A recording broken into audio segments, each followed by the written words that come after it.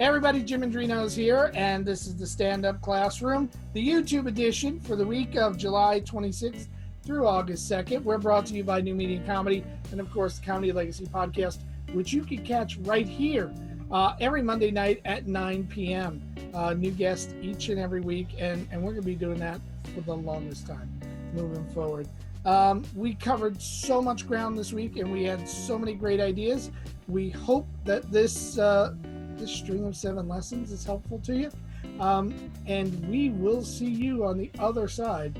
Sit back and enjoy the lessons. Hello everybody, this is the Stand-Up Classroom. Jim Mendrinos here with you, brought to you by folks at New Media Comedy Worldwide and the Comedy Legacy Podcast. I want to talk to you today about collaboration, writing with somebody. We have a talent set, we have a skill set. And when we bring somebody else in to create with us, we're learning as we're writing. We're expanding our skill sets because they bring their talents in and their approach in, and we learn from them and we grow what we do. Yes, collaboration can sometimes be difficult. You do have to work with somebody and understand, okay, these are the rules. If it's for a bit that I'm creating, the jokes are mine. If it's for a bit you're creating, jokes are yours. Or this hour we write for you, this hour we write for me. However it is that you need to set the rules so that nobody can ever be upset about material being used. But what you want more than the actual material you're writing is the lessons that you learn by playing with somebody else's talent. As I sit down and I write with another human being, I get their approach. I see how they would attack a subject. I see how they expand the material. I see how they write. And I'm able to pick and choose the things from their process that really work well for me as an artist. And that's incredibly important because as I learn more, as I bring more talent to my writing, the bits grow, bits get better. And at the end of the day, when they get stronger, you're able to perform them much better because you've got more nuances. Now, I also want to talk about your premises. I'm not talking about your jokes. The finished jokes tend to organize themselves, but the premises, what do you do when you came up with 8 ideas today and you only wrote out 2 or 3 of them? Well, you could have them on endless notebooks that you never look at for months and years at a clip, and then 8 years from now you look at it and you go, COVID-26, what did I mean by that? Or you could turn around and you can organize your premises. When you have an idea and you're not going to work on it immediately, write down the idea. Write down why you thought it was funny, and write down any notes you have on the approach. This way, if you go back to it in 3 weeks, 6 weeks, 6 months, 6 years, you're able to look at it and go, all right, this is what I intended. This is what inspired the bit. This is where I thought the humor was. Now it's time to write. It means that you'll always have an arsenal of ideas that you can go back on. So if you're encountering a dry spell creatively, you've got something to jumpstart it. Now, tonight, Monday, July 27th at 9 p.m.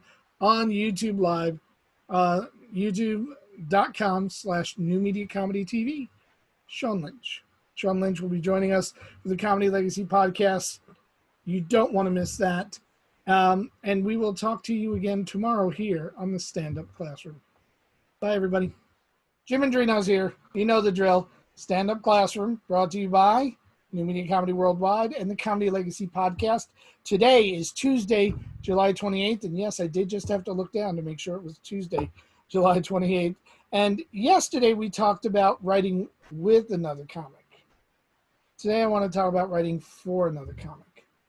And I'm not talking about anything you're ever going to sell or anything you're ever going to, attempt to monetize, or even not for your own act.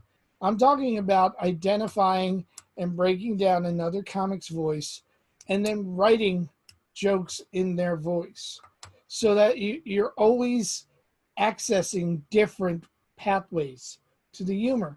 Because the way Seinfeld would attack a premise is different than the way a Carlin would attack a premise, and it's definitely different than the way you would attack a premise. So by writing for other comics, by going, okay, how would Carlin approach this? Okay, how would Chris Rock approach this? How would Billy Burr approach this? By writing in other people's voices, you start to grow your own artistry because you're forcing yourself to write in other styles. And those styles will eventually give you gifts that you can bring into your own style of writing.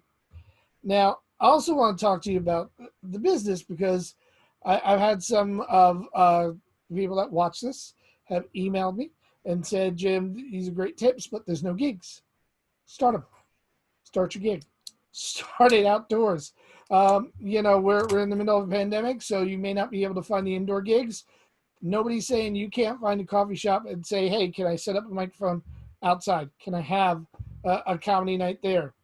I'm not even talking gigs for money. I'm talking gigs for stage time. Gigs so you can fight to keep what you need, which is a steady diet of places to perform. And if you do that, you can start virtual gigs, you could start outdoor gigs, and you could even start, specialty gigs like driving gigs and things of that nature. It takes contacting people and telling them that what you're willing to do, and then it takes you doing the work and actually making sure those gigs happen. But if you have gigs miraculously, people will start giving you gigs because you've got something to trade off, and that is a very valuable thing as we move forward. Now, we talked about Comedy Legacy. All of the old episodes are up on YouTube, and there's a playlist. Go to the YouTube playlist. You can watch them all in a row, or you can just download the podcast and listen to them all at your leisure. Choice is yours, but do go out there and get the information. The information is out there. It's up to you to access it. I'm Jim. We'll see you next time here at the Stand Up Classroom. Bye, everybody. Boom! Stand Up Classroom, Wednesday, July 29th, brought to you by the folks at New Media Comedy Worldwide and, of course, the Comedy Legacy podcast, which I know you guys watch all the time. How can you not watch it? It's awesome. The greatest comedians in the world telling you about how they create art. How would you miss that? But you might miss it because you're working on your own stuff. And if that's the reason why you haven't caught it, well, then congratulations. You're an artist. But do go catch them when you can. I want to talk today, Wednesday, July 29th, about an emotion that is underutilized in stand-up. Here's what I'm going to say. Write about something joyful. So much of stand-up is this sucks, or, this didn't go well, or look at these idiots. And there's a lot of pointing and poking to the things that aren't all that awesome in life. But let's talk about the things that are awesome in life. For me, one of the most influential bits when I first started was Eddie Murphy's Ice Cream Man bit, where he basically talked about the pure joy that a child has upon hearing that ice cream van music and the whole neighborhood rallying around to enjoy it. That joyful feeling is another note which is so underutilized in so many stand-up sets. Go write about something joyful. Write about something that brings you happiness. Write about something that makes you feel epic. Bring the positive emotions in to offset the negative emotions. Again, you don't want 45 minutes or an hour of just negative emotions. Now, I also want to talk about reviewing your tapes at intervals. Let me explain what I mean by that. If you're like me, you've been doing comedy a long time. So when I watch tapes, I can watch something that I did recently. I can watch something I did a year ago. I can watch something I did 10 years ago.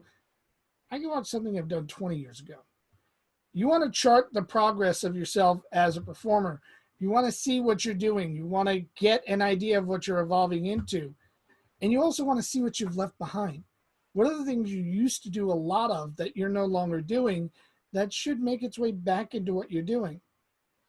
When I started, videotape was a luxury that not many comics had. I was very fortunate, and then I performed at the comic strip, which did have videotape capabilities. But most comics fought hard to get that videotape. And now, damn, if you got a phone, you have the ability to record every night. And you should record every night and then watch the intervals so you can grow. Now, I do want to talk about the Comedy Legacy podcast because you will find so much great information that you can use as a performer on the Comedy Legacy podcast. But don't just go to YouTube to get it. Go to your other platforms as well. Wherever you get your podcast from, like it, subscribe, comment, We want to hear from you. And until we hear from you, keep writing, and I will see you tomorrow in the stand-up classroom. Bye-bye, everybody. Hello, everybody. Jim Mendrinos, stand-up classroom, brought to you by New Media Comedy Worldwide and the Comedy Legacy Podcast. And today, on July 30th, I would like to talk to you about the fine and poetic art of eavesdropping. Yes, you heard me correctly. Eavesdrop. Listen to people. Hear them talk. People you don't know. I want you to eavesdrop and listen to their conversations because it might inspire you to write. When I'm out and about, I generally keep a notebook on me at all points. And I try and listen to little bits of conversation. And in it, somebody may mention a word, or somebody may mention a location, or somebody might have a phrase that inspires me to want to write something longer. Eavesdrop with abandon and write about the things you eavesdrop. Now, the greatest part about it is because it's just things that you're overhearing, you get to make up great chunks of details. You get to bring your imagination to it, which is exactly what we want. So that the audience has stuff that's deeply rooted to you, and it also has flights of fancy that you can get to other places with. Now, I also want to talk to you about being a good friend on social media. People say to me, how do you get likes? How do you get subscribers? How do you get people, engaged on social media? Engage them. Comment on their stuff. Like their stuff. Subscribe to people. You'd be surprised how many people follow you back. You want to take the time to initiate the contact, because as you start building up and your numbers grow, people will start initiating the contact with you. Now, if you like the Comedy Legacy Podcast, you can catch all the old episodes on YouTube or if you get your podcasts. But this week, coming up on Monday, Wally Collins. You don't want to miss him. We love Wally, and you want to talk about somebody that brings a whole lot of joy to their performance. That's Wally. So until tomorrow, keep writing. This is the stand-up classroom. Goodbye, everybody. Hey, everybody. Jim Mendrinos. This is the stand-up classroom for Friday, July 31st. Happy end of the month, everybody. Brought to you by New Media Comedy Worldwide and, of course, the Comedy Legacy Podcast. Fridays are kind of a mini lecture, and I want to get into something that I think is really important, and that is cross-disciplining. What do I mean by cross-disciplining? Well, you write stand-up, but do you also write sketch? Do you also improv? Do you also write for television? Do you also write articles? Do you have a blog? Do you have a podcast? I'm talking about when you go across the platforms, the rules of comedy are different from each. If I'm writing a bit about being 10 years old and I'm doing it as stand-up, it looks a lot different than if I'm writing a short story about being 10 years old and doing it as a short story. And it's definitely a lot different than if I'm writing a script about being 10 years old and writing that story. What I'm asking you guys to do is to take the same concept and write it in multiple disciplines. Write it in multiple genres so that you can explore the full depth and breadth of what we're looking for as comedy. You get to access different things. You get to access thoughts and behaviors when you're doing something in narrative form. And in stand-up, you get to be overly emotional, and you get to punch the heaviest emotional points for you. Whereas if you're doing something in a script, you need to remain more visual. Each discipline has a different set of rules, and each of those rules makes you focus on your story differently. So by the end of it, you're getting a much more fuller picture of the topic you wanted to write about. Now, how is that going to help you stand up? It's going to help you stand up because when you start going into narrative and you start going into scripted, you're going to be able to take those things and go, I made a couple of really great points that I didn't even think of when I was writing stand-up, and I want to bring those points to my stand-up. Now you're going to have to correct and fuel for the rules of stand-up, but you'll be able to bring those concepts in, which ultimately will help grow your bit and make it even better. Now, I love that you guys are watching the Comedy Legacy Podcast. subscribe, go watch, and do please comment if you're on iTunes or you're on Spotify. We get so much from you guys when you do. But until tomorrow, we will see you. Keep writing, and we'll see you tomorrow in the stand-up classroom. Bye, everybody. Welcome to Stand-Up Classroom, everybody. I'm Jim Mendrinos, as usual, brought to you by the fine folks at New Media Comedy Worldwide and, of course, the Comedy Legacy Podcast. It is Saturday, August 1st. Dear God, people, update your set books. You know what I'm talking about. Don't give me that blank look. We write and we write and we write and we focus on the new, and it just sits there. But do you have organization? Do you have a final place where your bits can call home? Do you have a way of looking at everything you've written at once and seeing what's out there? I know that everybody is fairly improvisational in how they organize things. Everyone does it differently. But you need a center place. You need a place that you can bring your bits so that when you want to change them, when you want to reread them, when you want to relearn them, you have a place to do it. Why is this important? Sometimes you get a gig and you walk into the gig and you go, wow, what I prepped to do isn't going to work. Well, if you have that central set book and it's on a tablet or on your phone or on a laptop, you're able to whip it out real quick and actually read it, get reacclimated, and find the bits that maybe you don't have at the top of your memory, and bring that and prepare it so that you've got something for this god-awful gig. Now, I also want to talk about making yourself more valuable to the industry. How do you make yourself more valuable to the industry? Build slashes. You're a comedian slash what? Comedian slash filmmaker, comedian slash writer, comedian slash improviser, comedian slash what? The more places you have that you do things, if you write and you act, that's two places that somebody from the industry can grab a paycheck off of you. That's two places where they can see a revenue stream. It makes you more valuable. Grow your disciplines. Don't just do stand-up. Yes, stand-up is the ultimate destination. If you're anything like me, it's what you love and it's what you identify with. But for all the years that I've written in film and television, that made me more valuable to the people that wanted to represent me. Build your slashes. Now, Comedy Legacy Podcast, which is available on iTunes and Spotify and YouTube. All the past episodes are there. Please go back, watch them. Let us know what you like. Let us know who you like. Let us know if there are things that you want us to cover here in the stand-up classroom, and we will talk to you soon. Bye-bye, everybody.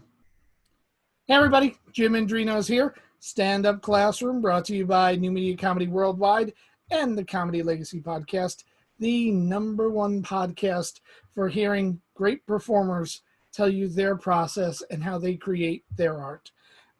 We here, Sunday, August 2nd, so much to talk about.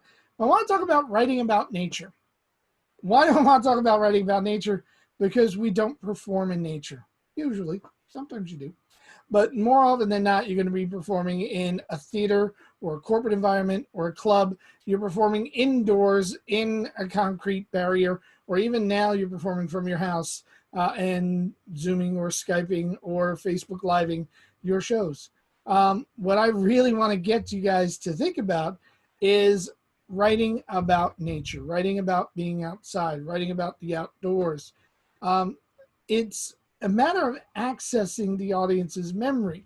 When you write about things that they cannot physically experience in the space they're hearing them, I'm indoors and you're writing about surfing. I'm indoors and you're writing about mountain climbing. It makes the person have to engage their imagination and engage their sense memory. It makes the audience participatory in the process as opposed to just a stagnant reaction. If you're going to talk about drinking, I drink here. I get what it feels like. If you're going to talk about eating, I eat here. I get what it feels like. But when you're talking about, being outdoors in nature and smelling it, or, hearing crickets, you're making the audience have to participate. And that makes them cleave onto you stronger and react to your stand-up stronger. I also want to talk about deconstructing other mediums. You know, stand-ups think that we have, you know, the market cornered on what's funny. And you know what? Usually we're right. We are the funniest people on the planet. But there are other mediums where they're bringing in comedy and doing things that we can learn from.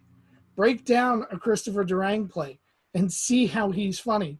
You know, see how somebody like a Jack Kerouac uses humor in his novels. Find the humor in some songs and see how they're using rhythm to create that humor.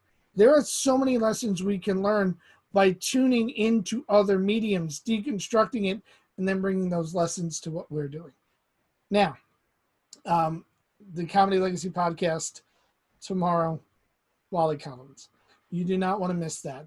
9 p.m. Eastern Standard Time on youtube.com/New Media Comedy TV. Be there, enjoy, and until next time, I'm Jim Mendrinos. Bye-bye, everybody.